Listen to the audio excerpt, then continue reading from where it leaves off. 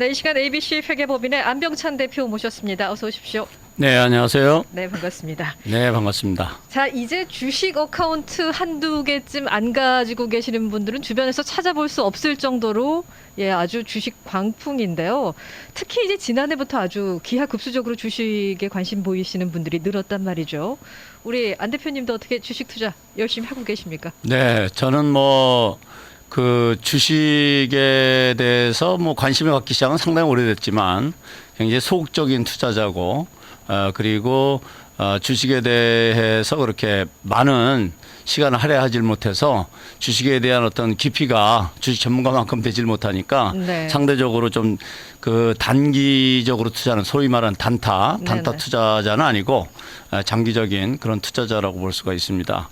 그래서 주식이라는 것은 아시다시피 내가 어디다 투자할 때는 그 투자 대상에 대해서 어느 정도 이해를 하고 네. 충분한 정보를 가지고 의사결정을 해야 되는데 부동산 못지않게 주식 투자는 상당히 그 복잡한 정보와 순간적으로 많이 그 일어나는 다양한 그 세계적인 경제를 잘 이해해서 결정을 해야 되기 때문에 시간적으로 좀 쫓기다 보니까 소극적으로 아주 살살 투자하고 있습니다. 네, 저도 주린이거든요. 저는 단타로 이렇게 치고 빠지는 스타일은 아니고 향후 10년 또는 20년 후를 내다보고 그냥 네. 없는 어카운트로 이제 생각하고 있는 그런 사람인데 아무래도 이제 안 대표님께서는 고객들의 세금 보고를 준비를 해주시고 그러다 보면 주식 투자하시는 분들도 많이 접하실 것 같은데요.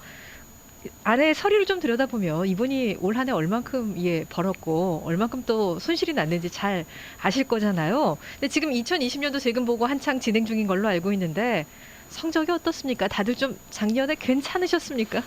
네, 둘로 나눠서 생각할 수가 있어요. 네. 이제 하나는 이제 그 당시에 투자를 하고 아예 매각을 하지 않고 매도를 하지 않고 계속 가지고 계신 분들도 많이 계시고 이제 그 좀 단기 투자를 통해서 보다 적극적으로 투자하시는 분들이 좀 계십니다.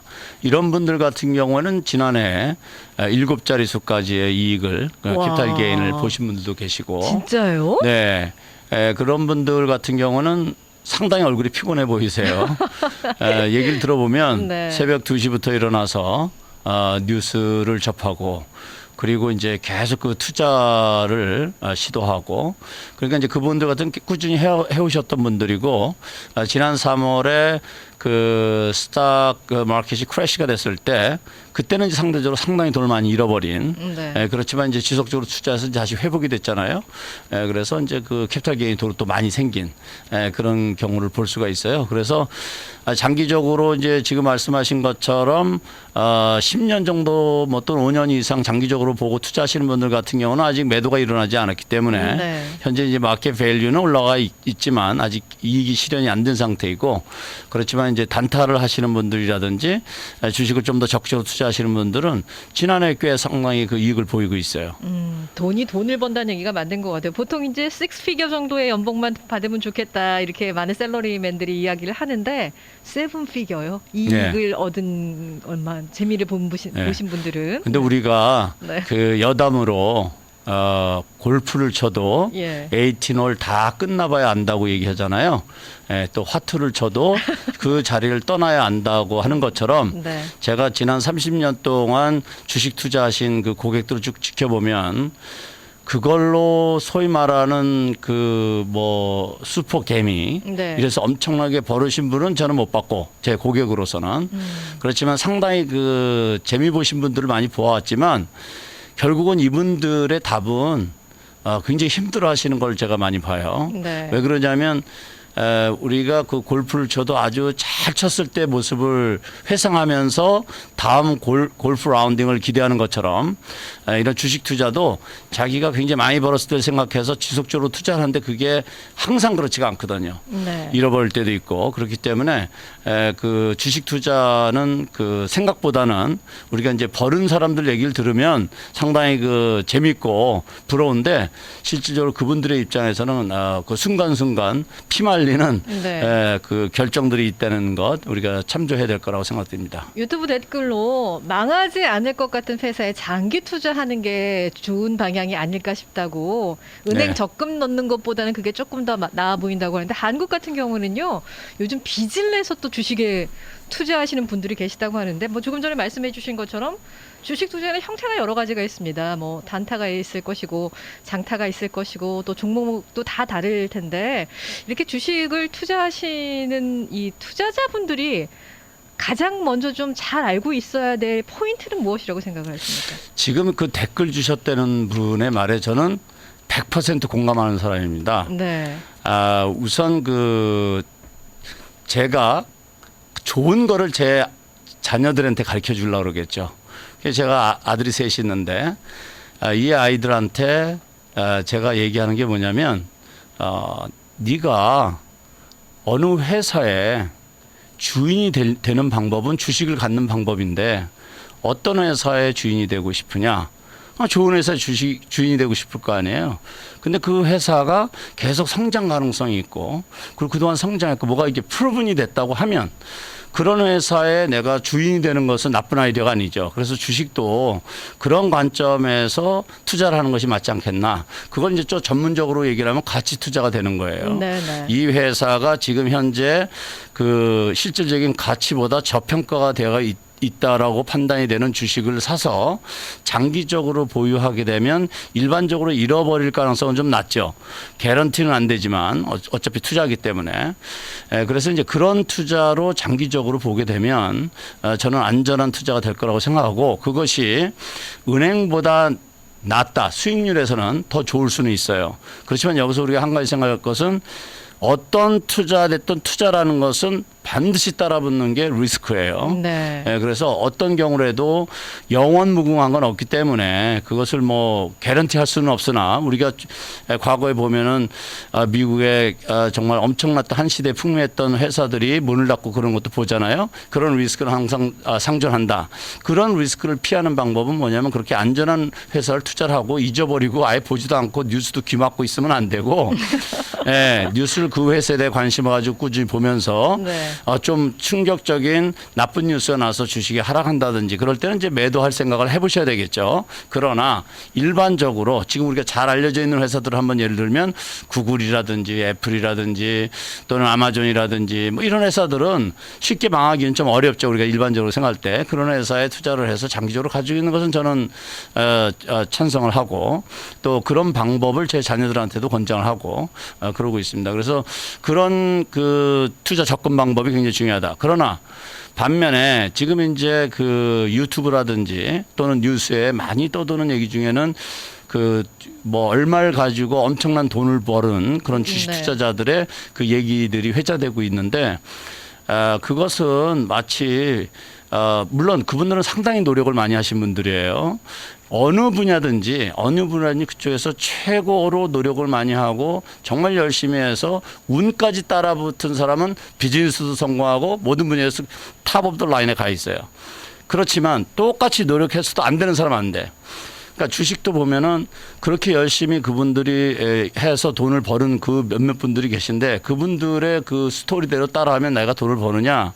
그렇지 않을 수 있다는 거예요. 네. 그래서 우선 이제 본인의 성품을 또 봐야 돼요. 그분들처럼 정말 새벽에 일어나서 뉴스를 체크하고 정말 매일 아주 그냥 모니터를 한 세네 개 깔아놓고 매일 보고 그래프 보면서 판단해서 투자하겠다. 그러면 뭐 그리고 또 자기가 그런 어떤 그 투자 헤빗이라든지 성품상 그런 그 기다릴 줄도 알고 뭐 질릴 때 질릴 줄도 알고 어떤 이런 성격을 가지고 있어서 판단을 잘 하시는 분 같으면 모르지만 그렇지 않을 때는 저는 적극적으로 장기적인 투자가 권장된다. 그것이 가장 바람직하다. 정신 건강에 좋다. 이렇게 네. 말씀드릴 수 있습니다. 뭐 저도 일희일비하는 스타일이 아닙니다. 모든 일에. 그렇기 때문에 별 신경을 쓰지 않고 있는데 혹시 이제 주식 투자하시는 분들이 뭐 종류가 여러 가지잖아요. 뭐 팔고 사고를 계속해서 반복하시는 분들이 있고 매달 일정 금액의 어떤 뭐 펀드를 매입하시는 그런 형식도 있을 것이고 나는 1년에 딱 이만큼만 투자를 하겠다 주식에 리밋을 정해 놓으신 분들도 계신단 말이에요. 네. 어떤 형태의 투자가 가장 바람직하다고 보세요? 우선 주식 투자는 아까 그 빚을 내서 투자하는 것도 말씀하셨잖아요. 네. 저는 그건 진짜 반대예요. 빚을 내서 투자하는 것은 너무 리스크가 커요. 많이 잃게 되면 두 배가 손해가 되니까.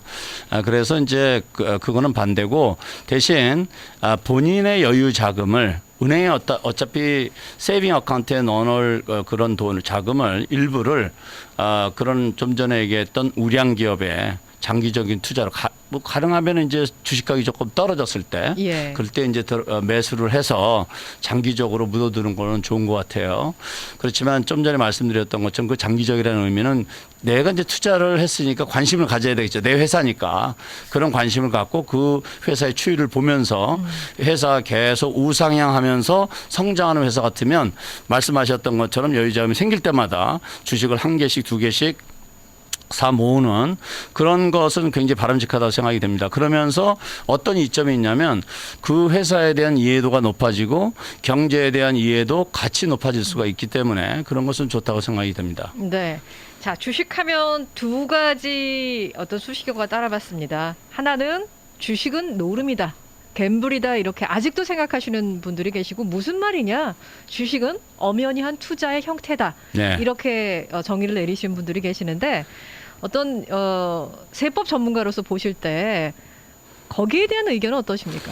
네, 뭐 아까 말씀드렸던 것처럼 사실 주식 투자를 지난 30년 동안 투자하신 분들을 지켜보고 세금 보고 하면서 또 그리고 주식 시장의 형태를 나름 이해를 하면서 제가 이해하고 생각하는 것은 우선 우리가 여기서 한 가지 분명히 이해될 게 뭐냐면 노름이라는 것은 영어로는 갬블이죠. 갬블하고 게임하고 차이가 뭔지를 좀 이해를 해야 돼요. 갬블이라는 것은 온전히 럭, 운을 기대하고 들어가는 게 갬블이고 게임이라는 것은 기술이 접목이 돼야 돼요. 예를 들면 우리가 이제 그 뭐 피자집이나 어느 놀이터 이런 데를 가면 기계를 이렇게 동전 넣고 기계를 움직여서 그 인형을 잡아 올리는 거 있죠. 네. 인형 이것은 뽑기. 운이 아닙니다. 네. 이건 기술이 필요해요. 스킬이 있어야 돼요. 예, 네. 그래서 이걸 우리는 갬블이라고 하지 않죠. 갬블이면 아이들을 그걸 못 놀게 하겠죠. 그래서 그거는 게임이에요. 그렇지만 우리가 슬롯 머신을 한다든지 카드 게임을 하는 것은 기술만으로는 되지 않습니다. 슬롯 머신을 만약에 우리가 기술로 가능하다고 하면 그 기술 밤새도록 배워서 카지노 와서 맨날 잭팟을 터뜨려야 되겠죠. 근데 그게 안 됩니다. 네. 그런 것은 럭이 같이 따라붙어 되기 때문에 갬블이라고 그러거든요. 그러면 여기서 우리가 스탁을 보자고. 스탁 투자를 갬블로 볼 거냐 아니면 투자로 볼 거냐. 자기가 운만을 기대하고 한다면 갬블이 될 수가 있어요. 공부도 안 하고 스탁 시장이 어떻게 돌아가는지 모르고 돈 그냥 샀다 팔았다 뭐 자기 운을 기대해서 느낌으로 그냥 팔고 사 이러면 거의 갬블 수준이 될 겁니다. 그렇지만 본인이 스탁 시장에 대해서 공부를 하고 경제에 대해서 공부를 하고 내가 투자하려는 회사에 대한 정보와 파이낸셜 스테이트먼트를 읽고 뭐 거기에 대한 모든 정보를 얻어서 판단하는 거라면 그것은 투자라고 봐야 되겠죠. 그래서 제 생각에는 주식 투자는 갬블이다. 주식 투자는 투자다. 뭐 이렇게 그냥 정의하는 것보다는 그 주식 투자에 내가 어떤 마음가짐으로 임하느냐. 이거에 따라서 갬블이 될 수도 있고 투자도 될 수 있지 않겠느냐. 요즘 같은 경우에는 아시다시피 핸드폰으로 매도 매수가 뭐 아주 뭐 1, 2초 사이에 다 끝내버릴 수 있잖아요. 네네. 예, 근데 이것을 내가 팔고 사는 걸 그냥 그래프 한번 쳐다보고 오늘 기분에 이 주식이 올라갈 것 같아. 뭐 내려갈 것 같아. 이래서 한다는 것은 완전히 운을 바라보는 거랑 똑같은 거기 때문에 그런 식의 투자라 그러면 공부를 하지 않고 그냥 돈에 구자재 넣고 팔고 사는 거에만 매달려서 이익을 꾀하고 운이 좋으면 따고 잃고 이렇게 생각한다면 갬블로 봐야 되고 네. 그렇지 않고 아까 말씀드렸던 분처럼 새벽에 일어나서 이렇게 열심히 공부하고 그렇게 해서 한다고 하면 우리가 투자로 봐야 되지 않겠냐. 예, 제 나름대로 그렇게 해석이 됩니다. 다크서클은 덤이군요. 예, 팬더가 되는 건 덤이네요. 네. 지금 유튜브 댓글로 지난해 3월에 팬데믹으로 떨어진 주식이 90% 정도 회복된 것 같은데 앞으로 경제 활동이 활기찰 것으로 예상돼서 많이 좋아지리라 봅니다. 어떻게 예견하시는지 하셨는데 우리 안병천 대표께서는 세법 전문가시지 주식 투자 전문가가 아니기 때문에 여기에 대한 답변은 명확하게 해주실 수가 없으시겠죠. 네, 아마 여기 전 세계 주식 투자 전문가가 와도 그걸 정확하게 얘기할 수 있는 사람은 없을 겁니다. 그렇지만 우리가 전반적인 경제 흐름과 돌아가는 걸 봐서 나름대로 예측을 할 수가 있는데 2021년은 주식시장이 약간의 등락을 거듭할 수는 있겠으나 심하게 뭐 크래시를 한다든지 네. 뭐 이러지는 않을 것 같다는 생각이 듭니다. 지금 주식시장의 가장 큰 적이라는 표현이 적절한지 모르지만 가장 큰 걸림돌은 그 인터레스트 레이트가 올라가는 거예요. 그렇게 되면 이제 주식시장이 흔들릴 수가 있는데 지금 이미 페드에서 인터레스트 레이트를 고정하겠다고 발표를 했고 그런 거에 따라서 채권 시장이 약간 움직였지만 이것은 뭐 크게 염려 안 하셔도 될 것 같다는 생각이 듭니다. 왜냐하면 아직까지 인터레스트를 그렇게 올리지 않고 있고 그 다음에 이제 또 인플레이션인데 그거에 따른 인플레이션인데 지금 페드에서 지난주인가에 발표했을 때 페드에서 이자율을 그냥 고정시키겠다는 것은 인플레이션에 대한 염려가 우리는 없다 이런 얘기나 마찬가지거든요. 네. 예, 그렇다고 보면 금년에는 인플레이션이 없고 이자율이 올라갈 가능성이 별로 없고 그렇다 그러면 주식시장은 우량주를 기초로 해서 또는 지금 이제 4차 산업의 선두주자에 있는 그 옆에 작은 중소기업들이 엄청나게 많거든요. 그러면 이제 경제가 활성화가 되기 시작하고 그러면 이런 쪽에 그 비즈니스들이 굉장히 좋아지지 않겠나. 그래서 그런 어떤 중소기업주를 그러니까 제가 말씀드린 중소기업이라는 것은 그 상장돼 있는 기업들 중에 그런 기업들의 그 전망이 좋을 거라고 생각이 되고 그리고 이제 또 한 가지 생각할 거는 뭐냐면 지금 이제 경제가 좋아지게 되면 모든 게 활성화가 되잖아요. 네. 그런데 이제 그랬을 때 가장 우리가 먼저 접할 수 있는 게 뭐냐? 그러면 이제 지금 다들 너나 할 것 없이 지금 답답해하는 게 뭐냐면 어딘가 떠나고 싶어하는 여행을 가고 싶어하는 네. 분들이 많겠죠. 그래서 거기에 관련된 주식들이 오를 거라는 것을 다들 얘기를 해서 이미 주식시장에 사실 많이 반영이 되었습니다.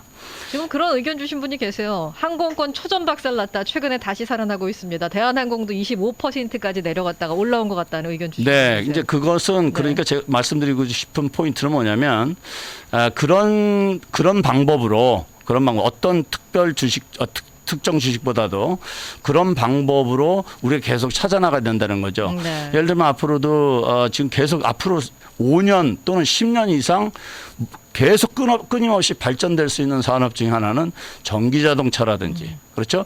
그 4차 산업과 연결되어 있는 산업들이 되게 많이 있는데 그런 쪽에 관련된 뭐 부품 생산 공장이라든지 반도체 회사 이런 데는 앞으로 제가 볼 때는 계속 성장 가능성이 높다고 보아져요. 그리고 지금 이제 인플레이션이 되려고 그러면 모든 물가가 상승을 해야 되는데 지금 아시다시피 물가 상승률이 그렇게 높지 않습니다. 근데 그 이유는 왜 그러냐면 진짜 미니멈 웨이지도 오르고 그런데 왜 물가가 안 오르냐? 기술이 발달되면서 상대적으로 원가 절감 효과를 가지고 있어요. 네. 그래서 인플레이션이 쉽게 안 일어나지고 있어요. 그러면 인플레이션이 쉽게 안 일어난다고 보면 주식시장은 크게 흔들리지 않고 여기 이 상태에서 국지적인 뉴스에 따라서 또는 그 비즈니스 뉴스에 따라서 또는 산업별 뉴스에 따라서 등락이 있을 수는 있지만 큰 기조 자체는 지난 3월처럼 뭐 크래시가 된다든지 뭐 전쟁이 일어나거나 이러지 않는 이상은 네. 그런 것은 없지 않을까 이렇게 생각이 됩니다. 알겠습니다. 또 내년은 또 어떻게 될지 모르겠죠. 네. 그렇지만 금년은 그렇게 전망이 됩니다. 네. 자, 뭐 주식에 어떤 형태로든 뭐 투자를 하셨든지 간에 갬블로 지금 하시고 계시든지 간에 세금은 뗄래야 뗄 수가 없는 문제인데요. 자, 주식으로 돈을 버신 분들 많이 계시죠. 뭐 아까 세븐 피겨까지 수익을 보신 분이 계시다고 얘기를 전해드렸었는데 세금은 뗄래야 뗄 수가 없는 문제가 아니겠습니까? 어쨌든 개인이 생겼기 때문에. 근데 이 세금을 생각을 하지 못하고 이제 주식 거래를 하다가 낭패를 보신 분들이 또 주변에서 많다고 하던데요. 이게 정확하게 어떤 케이스인 거예요? 네, 저는 그런 경험을 여러 번 했는데요. 네. 이제 아주 뭐 멀리 얘기하지 말고 작년 한번 예를 들어볼게요. 작년에 주식 투자를 해서 상당히 이익을 많이 봤어요. 주식이 고점을 쳤다고 생각해서 매도를 하고 캐피탈 게인을 챙겼습니다. 그러면 이제 세금을 내야 되겠죠. 네. 그런데 주식을 적극적으로 하시는 분들일수록 이 세금 낼 돈을 가지고 차라리 주식을 투자해서 돈을 더 벌고 싶어 하시는 분들이 많으세요.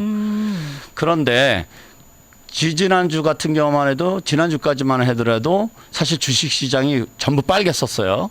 만약에 이런 상태에서 텍스 리턴을 해야 된다고 하면 어떤 현상이 일어날 수가 있냐면 내가 그동안 벌은 걸 다 잃어버리는 상황이 올 수가 있어요. 네. 그렇게 되면 뭐가 문제가 되느냐. 내가 그 잃어버린 그 스탁을 기다리지 못하고 팔아서 세금을 내야 되는 상황이 올 수가 있죠. 네. 그래서 실제로 있었던 일인데 2000년도에 그 닷컴 때 그 유학생들이 그 박사과정에 있었던 유학생분들이 이제 스탁 투자를 했어요. 주식 투자. 참 오래전 얘기죠. 네. 예. 그런데 5,000불 가지고 이 학자금을 가지고 이제 공부를 하다 보니까 이거 스탁하면 돈을 벌 것 같고 스탁 시장이 너무 좋거든요. 그래서 투자를 해서 돈을 거의 100만 불 가까이 벌었어요. 그러니까 그래서 이제 계속 벌을 줄 알았는데 해가 딱 바뀌면서 그 봄에 3, 4월 가면서 스탁 시장이 그냥 크래시가 됐어요. 그러니까 돈이 좀 전에 말씀드린 것처럼 다 날아가 버린 거예요. 네네. 그런데 세금은 4, 50월까지 납부해야 되는 문제가 생겼죠. 그러니까 이제 무슨 문제가 생기느냐. 우선 세금 이 스탁을 가지고 있는 걸 다 팔아도 세금을 낼 수가 없는 거예요. 그런 상황이 처해진 경우를 봤습니다.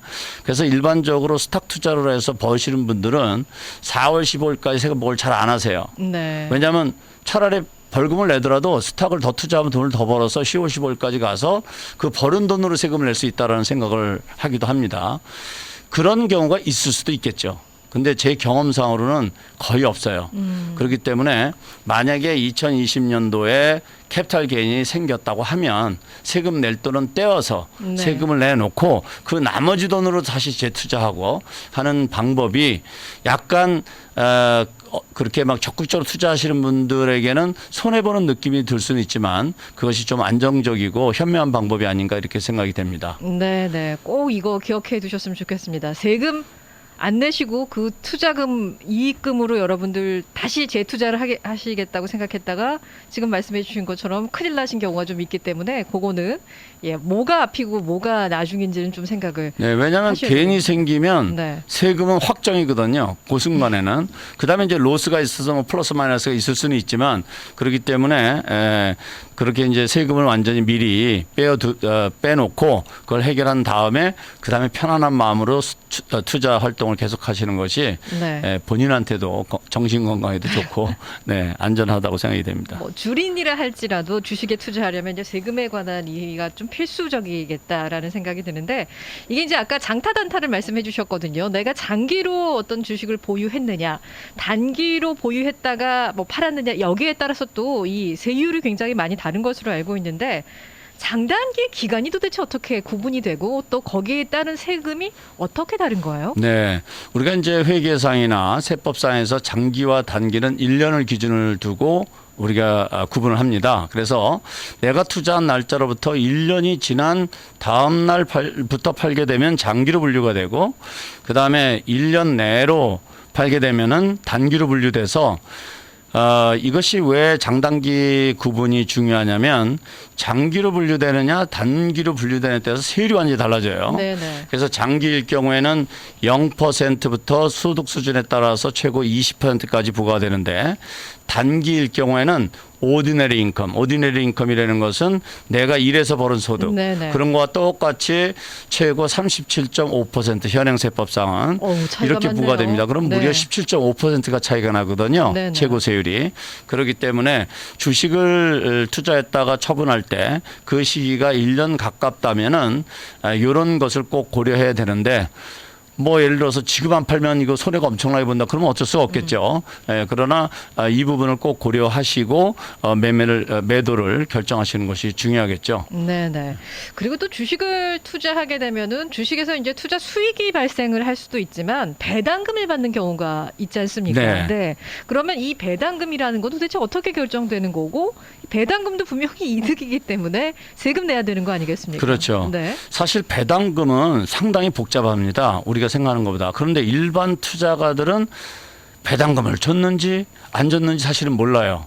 그 투자가 뭐 정말 내가 배당 수익을 노리고 네. 어떤 회사를 투자하지 않은 이상은 자기가 배당금을 받았는지 안 받았는지도 모르고 주식을 매매하시는 분들이 많이 계세요. 근데 배당금은 아시다시피 보ard 오브 디렉터들이 이사회에서 결정을 해서 최종적으로 이제 그 선포를 하고 얼마의 배당이 이번에 지급한다 선포를 하고 그런 다음에 실질적으로 이제 지급하는 날이 이제 결정돼서 이렇게 지급이 되거든요. 그런데 거기에서 이제 중요한 것은 엑스데이시라는 것이 굉장히 중요해요. 또는 엑스 디비던드라는 말도 쓰기도 하는데 이거는 그 배당금이 이제 처음에 이사회에서 결정이 나고 그 다음에 그 이제 레코드되는 것은 이제 기록을 하는 거예요. 그 다음에 이제 지급하는 날짜가 있는데 그 레코드되는 날 바로 전날이 그 엑스데이시 되는 거예요. 그래서 그 예를 들어서 오늘이 이제 배당금 이제 레코드데이시라고 하면 오늘이 월요일이니까 22일이잖아요. 그럼 지난주 금요일이 엑스데이시 되는 거예요. 네네. 그래서 지난주 금요일 이전에 구입해서 배당금을 받고 배당금이 아직 지급되지 않았지만 오늘 내가 구입한 배당금을 못 받게 되는 거예요. 네. 그래서 배당금을 지급되고 안 되고의 날짜는 그렇게 구분이 되는데 네네. 그러면 일반인들은 내가 지금 주식 투자를 한 것에 대해서 배당금을 받은 걸 어떻게 하느냐.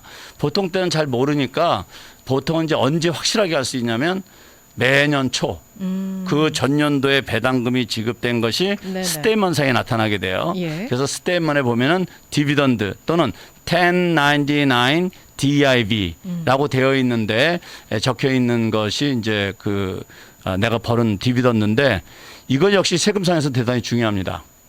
퀄리파이드 디비던드로 되느냐, 네네. 오디너리 디비던드가 되느냐에 따라서 또 이제 차이가 있는데 그 속으로 들어가면 좀 복잡하니까 간단하게만 말씀드리면 예. 퀄리파이드 디비던드로 돼야 낮은 세율 최고 20%로 부과가 되고 오디너리 디비던드로 분류가 되면 일반 세율로 부과가 돼요. 그래서 어떤 분들은 왜 디비던드가 세율이 왜 20%라는데 이렇게 높아요라고 질문하시는 분들이 있는데 바로 그런 이유예요. 그러면 그것도 내가 어떻게 하느냐? 그거는 좀 전에 말씀드렸던 연초에 받는 1099 DIV에 내 디비던드 버는 것이 퀄리파이드 디비던드에 써 있느냐 아니면 오디너리에 써 있느냐 이걸로 판단하실 수 있으세요. 네. 예, 그렇게 해서 디비던드는 그렇게 이제 뭐 간단하긴 하지만 주식을 투자하는 분들 입장에서는 상식적으로도 좀 알고 있어야 되는 그런 그 소득이다 이렇게 이해하시면 되겠습니다. 근데 주식 투자를 하게 되면요. 항상 이익만 보는 건 아니에요. 저는 근 한 달간 매일 새로운 숫자를 봤거든요. 예. 네. 손실을 보게 되는 경우도 많은데 이렇게 손실을 보게 되면 그동안에 내가 얻은 그 이익에서 조금 공제를 받을 수 있는 건지도 궁금합니다. 네. 그렇죠. 네, 이제 여기서 좀 우리가 알고 있어야 될 게 뭐냐면 투자에서 생긴 손실은 투자에서 생긴 이익과 서로 상쇄를 할 수가 있어요. 네. 라이트오프 할 수 있고 반대 또 투자에서 생긴 이익을 투자에서 생긴 손실하고 서로 상쇄를 할 수가 있어요. 그런데 그거는 좀 이해가 되죠. 내가 투자해서 이익 본 거하고 투자해서 손실한 거하고 서로 이렇게 플러스 마이너스 디덕션 받고 이렇게 하는 것은 이해가 되는데 문제는 이제 내가 열심히 일해서 비즈니스에서 급여를 받아서 벌은 돈하고 내 이 투자 손실하고 상쇄가 되느냐 이거예요. 네. 근데 그것은 제한이 따라요. 그렇기 때문에 그것은 보통 최고 $3,000까지 매년 그렇게밖에 공제를 받을 수가 없어요. 그렇지만 그 손실은 없어지는 것이 아니라 계속 남아 있어요. 네. 그렇게 하고 그 손실이 예를 들어서 주식을 통해서 손실을 본 것을 내가 부동산 처분에서 생긴 이익하고 또 상세가 가능하느냐? 상세가 가능합니다. 그걸 우리가 다 통틀어서 인베스트먼트 로스 앤 게인으로 분류를 해서 어떤 투자 행위를 통해서 발생된 손익을 우리가 캐피털 게인 or 로스라고 부르는데 네네. 그 같은 성격으로 보고 그런 같은 성격끼리는 플러스 마이너스에서 공제를 받을 수 있게끔 그렇게 규정이 되어 있습니다. 네. 그러면 주식을 매도해서 이제 이익은 많이 봤단 말이에요. 근데 가지고 있는 주식 중에서 지금 계속 주가가 떨어져 갖고 손실을 보고 있는 주식이 있어요. 이 손실이 난 주식을 팔아서 매도를 해서 이익으로부터 공제를 받을 수 있는 건가요, 그러면? 네, 좋은 질문이신데 지금 여기에서 굉장히 어려운 컨셉이라면 어려운 컨셉이고 자주 못 들어봤던 얘기를 들으실 수가 있어요. 워시 세일이라는 말이 있어요. 워시 세일. 예, 워시 세일을 우리말로 굳이 이제 번역을 하면 가장 매도 또는 위장 매도 이런 표현으로 우리가 번역을 할 수가 있는데 네네. 이게 뭐냐면은 자 예를 들어 볼게요. 자 작년 같은 경우에 뭐 테슬라 스탁이 엄청나게 올랐잖아요. 네네. 그런 반면에 이제 또 그 스탁이 3월 달에는 왕창 떨어지기도 했고 그러다가 스탁이 최근에 또 다시 떨어지기도 하고 이렇게 스탁이라는 것은 올라갔다 내려갔다 한단 말이에요. 근데 내가 가지고 있던 주식이 난 비행기를 너무 좋아해서 보잉 주식을 오래 가지고 있었어요. 근데 지난 3월에 왕창 떨어진 거야. 그래서 왕창 떨어졌는데 내가 다른 주식을 가지고 있었는데 테슬라 주식을 가지고 있었는데 이 테슬라 주식은 다시 올라갔어요. 근데 보잉 주식은 계속 안 올라가고 밑에서 놀고 있단 말이에요. 그러니까 이제 무슨 생각이 드냐면 내 테슬라 주식을 팔아서 이익을 좀 봤으니까 이거를 좀 상쇄하기 위해서 그동안 가지고 있던 보잉 주식을 팔아버리면 로스가 나니까 서로 플러스 마이너스 하면 세금을 줄일 수가 있잖아요. 네네. 그런데 이 보잉 주식이 너무 아까워요. 로스가 났지만 이거 올라갈 것 같아. 그러면 어떤 생각이 들어요? 팔아서 손실을 보고 그래서 우선 이익하고 상쇄를 한 다음에 다시 되사면 되죠. 네. 그럼 내가 나중에 기다렸다가 다시 스탁이 올라가니까 이럴 때 요 기간이 30일밖에 안 되면 요걸 우리가 워시 세일이라 해서 로스를 인정을 안 해줘요. 아, 그렇군요. 네. 그래서 네. 이런 걸 모르고 이제 가만히 있어봐. 개인하고 내가 이번에 테슬라가 이게 다 꼭지에 올라간 것 같아서 내가 매도를 했는데 와, CP한테 물어봤더니 세금이 페더럴이 20%다, 스테이텍스 13%다. 이거 세금이 너무 많은데 방법이 없어요. 다른 손실이 있으면은 공지받을 수 있습니다라는 얘기를 듣고 CPA랑 더 깊이 상의를 안 하고 자기가 가지고 있던 그것이 보잉 주식이었던 어떤 항공사 주식이었던 이런 데는 좀 늦게 올랐으니까 아직도 아래쪽에 있으니까 이 로스란 걸 갖다가 처분해서 그걸 상세해서 혜택을 보겠다. 만약 이랬다고 하면 네. 이제 세금 보고하러 지금쯤 가져가시면 회계사께서 죄송합니다. 이 로스는 공제받을 수가 없습니다. 라는 말을 들을 수가 있어요. 그 이유는 바로 워시 세일이라는 규정 때문에 그래요. 얄팍한 수를 허용을 안 하겠다는 거네요. 이 세법에서는. 네. 그렇죠. 결국은 그 이익이 난 것에 대해서 세금을 피하기 위해서 그 주식을 로스란 걸 팔고 다시 되사는 이런 거를 막기 위한 네. 그런 규정이라고 이해하시면 됩니다. 네. 자, 손실 나신 분들은 사실 세금에 대해서 크게 걱정 안 하셔도 될 것 같은데 이익을 많이 보신 분들은요. 그 세금 또한 엄청날 거기 때문에 절세 방법을 좀 고민을 해보셔야 될 것 같아요. 지금 세금 보고를 한참 하는 시즌이기 때문에 어떤 것들이 있겠습니까? 아까 손실이 난 것 중에서 이제 공제받는 방법이 있다고 했는데 모든 분들이 다 그렇지는 않을 거잖아요. 네. 일단은 이제 그러니까 오늘은 이제 주식이 주제니까 네네. 주식을 투자해서 많은 개인이 생겼다고 하면 일단 이제 하나씩 이제 점검을 해봐야 돼요. 그 주식의 개인이 롱텀 개인이었는지 숏텀 개인이었는지 오랫동안 가지고 있던 주식을 팔았는지 아니면 1년 이내에 팔았는지 그러면 그걸 내가 어떻게 하느냐 연초에 내가 스탁을 거래하고 있는 그 회사에서 스테이먼을 보내줍니다. 네. 그러면 어메리트레이드라든지 이런 데서 이제 스테이먼이 오면 거기에 숏텀이니 롱텀이니 다 구분이 되어 있어요. 그래서 숏텀이냐 롱텀이냐를 이제 우선 판단하시는 게 중요하고 만약에 매도해야 되는 상황이라 그러면 가능하면 롱텀으로 가는 것이 세법상 무려 17% 이상의 그 높은 그 세금을 줄일 수 있기 때문에 네네. 그것을 고려하는 것이 룰 넘버 원 첫 번째 해야 될 일이시고 두 번째는 혹시 내가 그동안 손해를 보고 있는데 잊어먹고 있는 건 없는지 어떤 회사에 투자를 했던 개인 사업을 했던 아니면 또 다른 부동산을 투자했던 어떤 다른 로스를 보이고 있는 것이 있는지 찾아보는 것이 두 번째 작업이에요. 그래서 그런 것이 있다 그러면 그 캡탈 개인이 생긴 같은 해 처분하셔야 돼요. 같은 해 정리를 해서 상세를 노려보는 거죠. 네. 네, 그런 것이 이제 두 번째 우리가 생각해 볼 수 있는 거고 세 번째는 이제 주식을 투자하시는 분들은 1년 이상 가지고 있게 되면 반드시는 아니죠. 이익이 나야 되는 거니까 디비던드가 따라올 수 있어요. 그럴 때 그 디비던드가 퀄리파이드 디비던드인지 오디너리 디비던드인지 퀄리파이드 디비던드로 분류되면 세율이 낮은 세율, 최고 세율 20% 캡탈 게인처럼 롱텀 캡탈 게인처럼 그렇지만 오디너리 디비던드로 분류되면 일반 세율로 적용이 되니까 그 부분을 잘 조정해야 되는 게 굉장히 중요하죠. 그렇게 해서 퀄리파이드 디비던드로 분류되도록 내 투자의 포트폴리오를 조정하고 매도와 매수 시점을 정하는 것이 이제 또 절세할 수 있는 방법 중에 또 하나라고 볼 수가 있고요.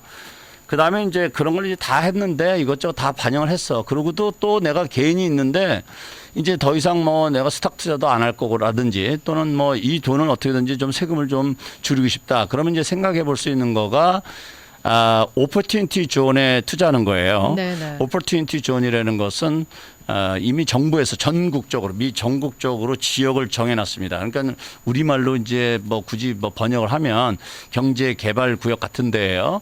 그런 데에 부동산이나 비즈니스를 투자하게 되면 우선 세금 내는 걸 디폴드 연기시켜주고 거기에서 자란 돈은 100% 세금을 면제해줘요. 네네. 그런데 이것이 1031 익스체인지하고는 달라요. 1031 익스체인지라는 것은 부동산을 매각하고 거기서 개인이 생기면 그 부동산 가격보다 같든지 크든지 하는 부동산을 구입해야 되는 거예요. 그런데 이 오퍼튜니티 존에 투자하는 것은 그 전체 금액을 하는 것이 아니라 원금은 빼고 네. 이익 난 것만 투자해도 돼요. 이익 난 것만. 그러면 그 세금을 디퍼해주고 거기에서 예를 들어서 내가 거기다가 뭐 부동산을 투자했는데 100만 불 주고 샀는데 그것이 200만 불 됐다. 그럼 100만 불 개인이 생긴 그 개인을 forever 영원히 면제해주는 네. 그런 이제 그 세법이 있으니까 그거 이제 참고하고 그 외에 이제 개인 상황에 따라서 트러스트 같은 거 셋업을 해가지고 이제 절세를 꾀하는 그런 방법들이 있습니다. 네. 아마 주식 투자하셨던 분들 우리 안병천 대표님 그 도움이 필요하신 분들 많이 계실 것 같은데요. 213738에 6000번 213738에 6000번 ABC 회계법인입니다. 지금까지 안병천 대표와 함께 좋은 정보 나눠봤습니다. 오늘 말씀 고맙습니다. 네, 감사합니다.